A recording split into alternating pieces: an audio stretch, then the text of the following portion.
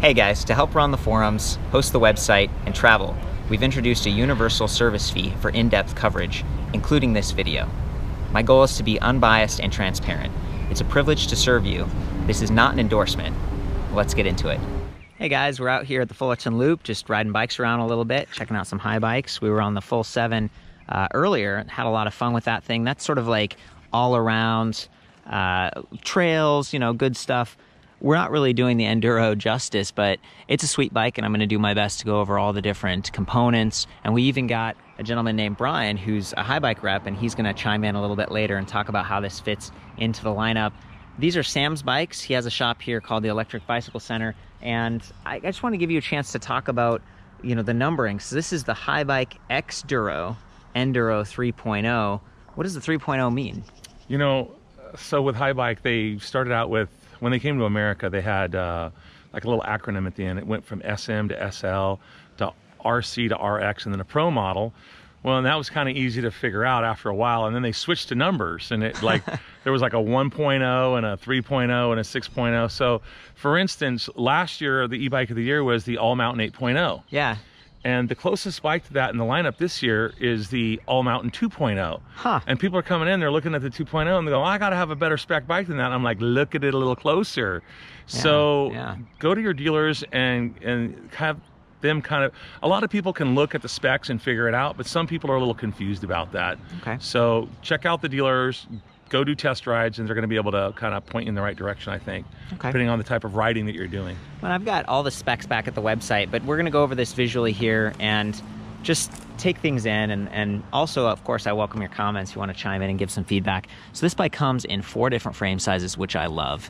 It's got that beautiful hydroform tubing that Haibike is known for, kind of angular, and they step it down a little bit so you get a lower standover height. They've got this new modular rail system, which is pretty cool. There's a bottle adapter that's like magnetic, or you can get like a lock, and it can be key to light because they use ABUS locking cores for the battery. I love that they're using the Bosch PowerTube, and that they went with like a plastic shield because it's a lot lighter than some of the other models out there. Like Trek has a side opening model, which is nice. It's got a handle on top and stuff, but it weighs significantly more. This one, the shield weighs like half a pound or something, and the battery itself is 6.3 pounds, so it's slightly heavier than the 5.7 power pack, which was external, but this feels like it's really well protected, even against rocks and stuff. The frame tubing surrounds it, and then it meets that Bosch Performance Line CX motor really nicely. You can see it's tilted up a little bit, matching plastic scuff guard on the bottom. They've got this steel chainring protector and then a sprocket equalizing system, which is like a pulley that kind of elevates the chain so you're not going to get kicked back and it's not going to rub on that chainstay. But even if it was able to, they've got this huge rubberized slap guard all across the Haibike line, which is kind of nice.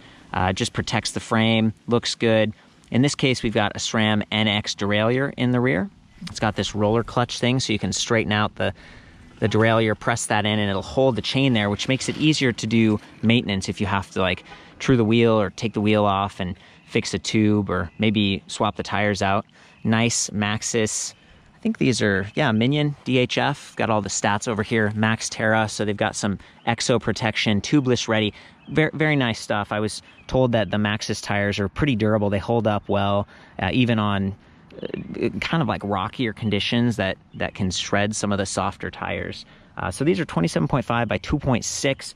This is like the first step into plus size tires. Plus size tires give you a lot of float, a little bit more surface area, but there's a little bit more weight too. So they seem to be a really good fit with electric bikes because you've got that extra motor assistance. And with a mid-drive, that gives you a great mechanical advantage versus like a hub motor or something, and especially on a full suspension setup like this where you want to reduce that unsprung weight. This is an 11 to 42 tooth, 11 speed cassette. Okay, so there's decent range in it. 18 tooth on that chain ring, which some people are like, what does that mean? That's a small, super small proprietary chainring size from Bosch. The motor actually spins that chainring 2.5 revolutions for every crank revolution. Okay, and so there's like a reduction gearing going on, which there's a little bit more whirring with this motor. You know, and you'll notice that it's a 1x. All of their systems are 1x. That one actually has a SRAM Eagle, like 10 to 50 tooth 12 speed cassette. So it's pretty incredible. This is more traditional, and it's only a single shift design, so it's one click. You can't like shift through 2 or 3 gears the way you can with some of the Shimano stuff, but that's designed to keep this drivetrain in better shape.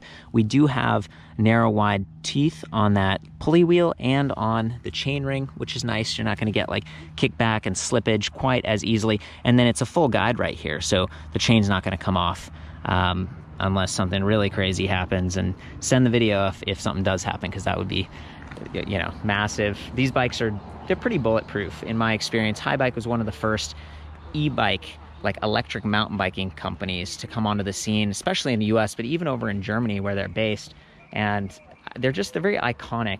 The paint on this, it's not just white, it's actually like this sort of pearlescent white metallic, really nice graphics everywhere, but they kind of go overboard in some ways. Like you can see Haibike components plus the bar, and then down here it's like the stem, and at least it's labeled really well, 50 millimeters, 6-degree rise. A lot of other generic stems don't do that, and this is a bigger stem. It looks really nice, and we've got some spacers here so you can rise it or lower it a little bit depending on how aggressive you want to get. Coming up here to the RockShox Yari, extra thick stanchions. I think these are 35 millimeters, and they're black anodized coating, so you don't get stiction. They're just really buttery smooth and tough. There are some tokens in here, so you can adjust just how far that's gonna rebound, I guess. And then the air over here, you can raise or lower that pressure depending on your body weight. Of course, we have compression, and then we've also got rebound adjust down there. Same thing on the rear. And this looks like RockShox Super Deluxe. Then Debonair, we've got this external canister, so there's a little bit more volume, and then an interesting rebound adjust dial up here, as well as compression. This is stuff that I don't see quite as frequently, and it's partially because of the longer travel. 180 millimeters, you can see that head tube angle is a little bit more slack, and that's so you can descend and take some of those bigger hits and use up that longer travel. I want to call out that they've got a little plastic shield that protects the stanchion on the rear shock, which is very nice because rocks and stuff could kind of get kicked forward and ding that up over time. And even little extra things like this, sort of cable guides, nice big grommets here for the cables that go through the frame. Most of this is internally routed, which looks beautiful. And it's a pretty clean cockpit, in part because they're using this smaller display panel from Bosch. This is the Pear. We'll get into that later. And then Tektro Orion 4P 4-piston. These are 2 or 3 finger levers here with adjustable reach. You have to use a tool to do so. 203 millimeter disc brake rotor up front, quad piston calipers, so extra surface area, more powerful braking. Nice Alex rims, MD 35 millimeter width, handling those plus size tires a little bit better. And then we've got boost hub spacing. So on the front, instead of 100 millimeters, it's 110. And in the back, instead of 135 or 142, it's 148. And that gives the spokes a sturdier bracing angle, helps you to handle the extra weight of those tires and just whatever you're going to throw at this. Through axle in the front, 15 millimeter. Through axle in the rear, 12 millimeter. 4-bar horse link suspension design. It's designed to climb without a whole lot of bob, and then just keep that tire on the trail when you're braking so it's not skipping around. It's a pretty nice setup all around, you know, and even got a dropper seat post, which you'd kind of expect on a bike like this, so you can climb and then descend effectively. If you're descending, you drop it down and you can use your knees and stuff to kind of stabilize yourself and absorb some of those big hits. If you're climbing, you raise it and you get that full leg extension, which is really nice too. It's a good setup, and $52.99. It's a decent price point for such a nice looking bike and some of those higher end components. The weight on this was about 56.3 pounds, which was interesting. So it's actually very similar to this one. This one weighs 56 pounds, and it was priced at $55.99. This is like top of the line XDURO. This is 150 travel front and rear, and you'll notice that it's not raked out as much, so the bike isn't quite as long. That gives this one a little bit more stability, and it's just designed for that a little bit of downhill and that enduro segment. It's a fun bike. The longer travel, being able to drop off anything and then roll over it easily. One of the things you get from the plus size tires is a little bit more width. So these are 27.5, but then the 2.6, it lowers your attack angle. You just roll over anything with this without getting bucked off or without taking as much jar and vibration into your arms. So I'm very impressed with it. I've had a lot of fun with it. There aren't too many like actual enduro electric bikes out there. And I think Haibike even has like a full downhill bike. This one not having a double crown and some of those other even heavier components, even thicker and sturdier design, but it's still very capable. And for me, it's tons of fun. I think, what did they say the weight capacity was, like 265 on these? 265. I want to address something else too. You know, Yeah. a lot of people come into the shop. I sold a bike last week to a guy, and he's like, hey, order up that downhill 8.0 for my dad. And I'm like, how old's your dad? And he goes, he's in his mid-60s. And I'm like, why don't you have him come into the shop and try it out first before you sell it to you? So a lot of times I won't even sell you a bike over the phone. You first have to get into the shop. You got to get educated, test ride some bikes before you pull the trigger on buying a bike. Yeah. I think that's an important statement right there. Sometimes, you know, these bikes come in all kinds of cool colors, and sometimes you fall in love with the way a bike looks, and I get it. And that downhill bike, I remember they had one that was like red and yellow, and it's just so cool. But you ride it, and it does feel different, and the steering changes a little bit because of that you know, the rake that we were talking about earlier. So for this kind of riding, and really the most of the riding I do, I've been kind of sticking with the full 7, or what was the other one, the all mountain, right? All Mountain 2.0. Pretty that's a popular good one. one. And then it drops down from there to the you can go down into the full 7 3.0 LT or 3.0, and that's a bit of a drop in componentry, but it also is a drop in price point as well. Yeah. So it depends on what you're doing with it, how you're going to be riding it, and all those things have to be considered and factored in before you shell out those dollars. Okay. I want to call out that, you know, Bosch is an awesome company, in my opinion. Like, I've been covering them for a long time. I talk to shops that tell me they're really reliable and stuff. This motor, you know, it does weigh a little bit more at 8.8 pounds, but it gives you up to 120 RPM pedal support, which is nice. So if you're downshifting as you approach a hill, the motor's not going to drop out on you. It's measuring your rear wheel speed down there. There's a sensor, pedal cadence and pedal torque over 1,000 times per second. So it's very responsive. You're not going to get out of control, and that's important if you're on precarious terrain. Maybe you're climbing up before that descent. And it has shift detection. So when you're shifting gears, it's not going to mash quite as much as some of the other drive systems. And that makes a difference over the lifespan of a bike. Bosch does a good job supporting their batteries, and they drop test them, and they do all this good stuff. And they tend to keep the same design for like many years. So it's not like you're going to, you know, not be able to get a replacement or something. So for me, that's part of the reason that it's really cool to cover a bike like this, because I know it'll be around for a while. And even if this particular review gets a little bit dated, all the technology is still very relevant. You can see the charging port. They positioned it up high right here, so you don't have to bend over. Sometimes on other companies, they'll put it down here by the battery pack, and it's right in the way of that crank arm, and you can get bumped and knock the bike over or get kind of cracked or something. So I really appreciate that ABUS locking core I mentioned earlier. And then this shield, it's got this metal, kind of slide this tab up a little bit, and then it drops down. And when you unlock the battery, it tips out just like this cover, just part way. So you have to actually have your hand there and physically release it for the second part. So the battery isn't going to drop down and get banged up over time.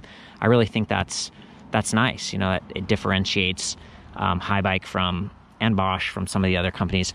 Will you help me get that back in, Sam? Yeah, sometimes with a single hand. Here's that plus code card. So if you do get the lock adapter, you know, you're going to be able to get the matching keys and stuff. We've got some flat rubber grips. They are locking.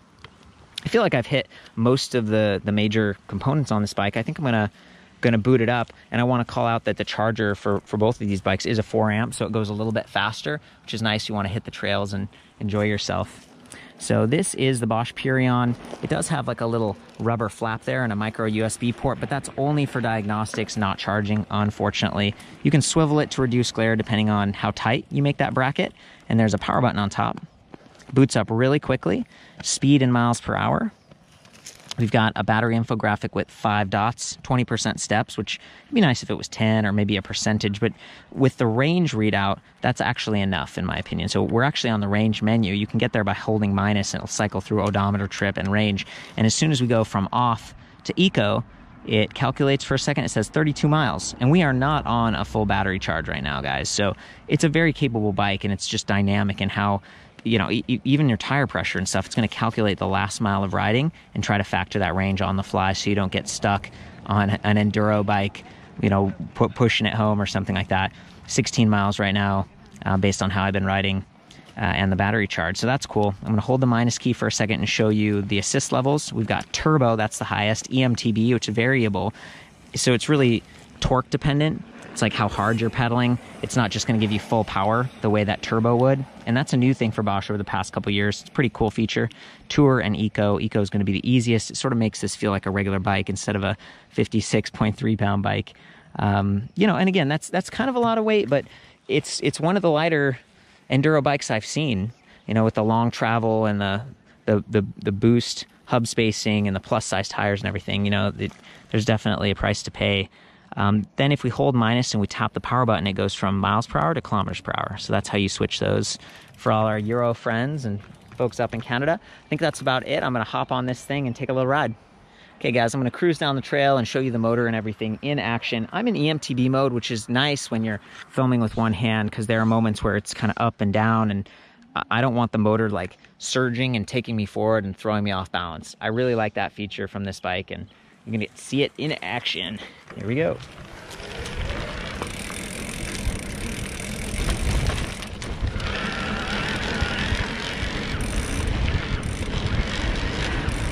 Switches very nicely, and you'll see that the bike, it's, you know, it's very stable with those bigger plus size tires, shifting those gears, single clicks, but they go pretty quick.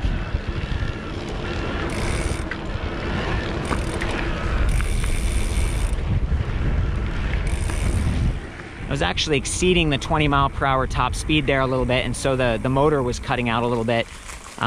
This is a class 1 electric bike. It's the most permissible on all the different trails, especially in California where the legislation has gone in. So that's 32 kilometers per hour, 20 miles per hour. It's just a blast. And now that we're in a little bit of a shady spot, you can see there's a faint white glow, like a nice backlight going on. Pretty easy to read that display. Lots of room on the cockpit for lights or maybe your phone if you're doing Strava or something like that. Again, I wish that Bosch lets you charge off of that because you do have a fairly high capacity battery down there. It's a good setup all around. I'm going to do a little bit more riding here. I'm going to put the camera on the frame. Okay guys, from here you can see that 18-tooth chainring with a nice guard. We've got the big slap guard. It's going to protect that chain stay when we're going over the rough stuff. 11 speeds, 11 to 42 tooth cassette. This is a really great perspective to hear the motor and see how quickly it responds, and also do some shifting and kind of listen for that shift detection. It's not perfect. It's a software driven thing, but it's better than nothing, and none of the other big companies really have that right now. So I think this is a pretty cool setup. You also get to see that suspension, and with this longer travel, it should be kind of a treat.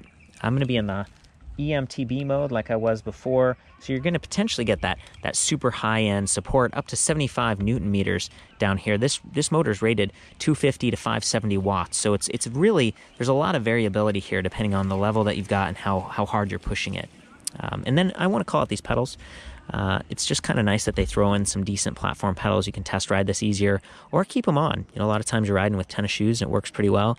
4 frame sizes, and then some of the components are slightly different in length, like 165 versus 170, depending on the frame size you choose. So Haibike's done a really good job.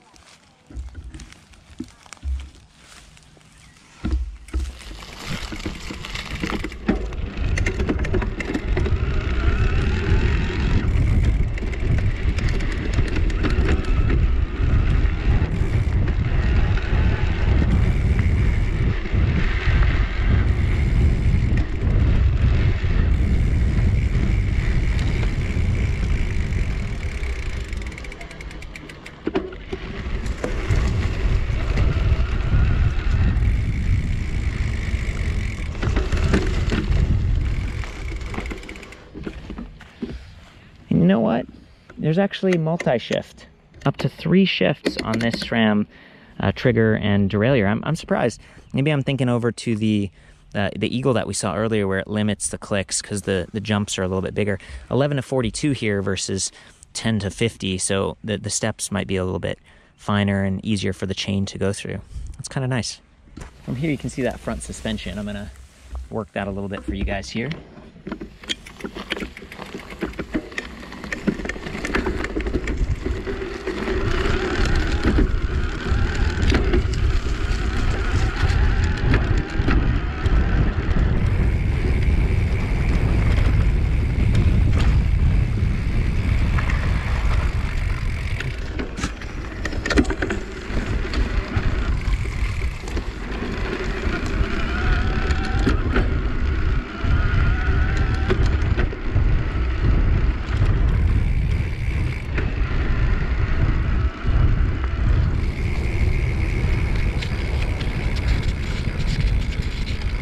So we've got Brian here from Haibike. He's a territory rep. You've been with the company since 2015, right? That's right, yeah.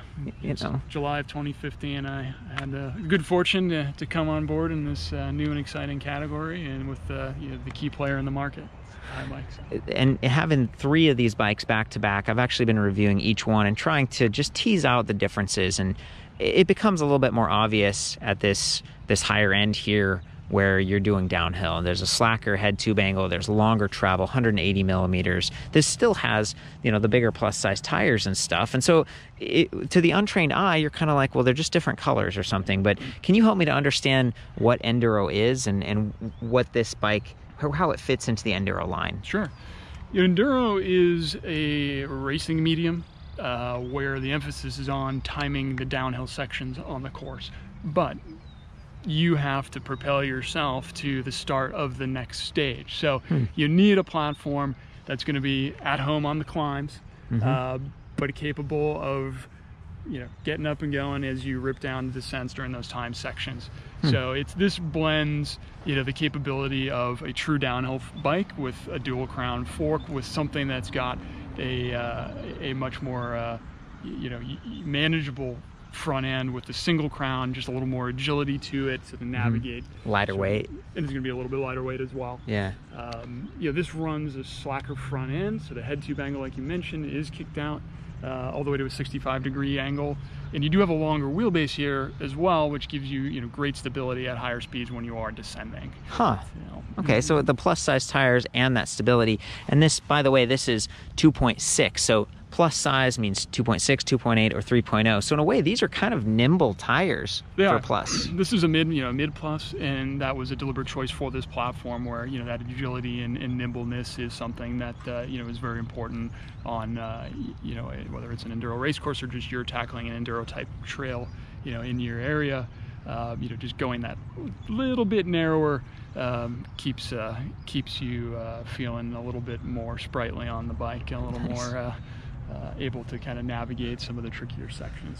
Okay, and then we've got this like extra volume thing going on here with RockShox, so there's more air volume to handle that longer travel. Same thing up front. These are extra wide stanchions, so they're really sturdy, and they can support the added weight of those bigger tires. 27.5 here. Then we come over to the All Mountain 2.0, and it's like we're down to 150 and 160 up front. And I even see, so is this 160 talking about that, or do you guys have a chip or something that can change the travel on the rear?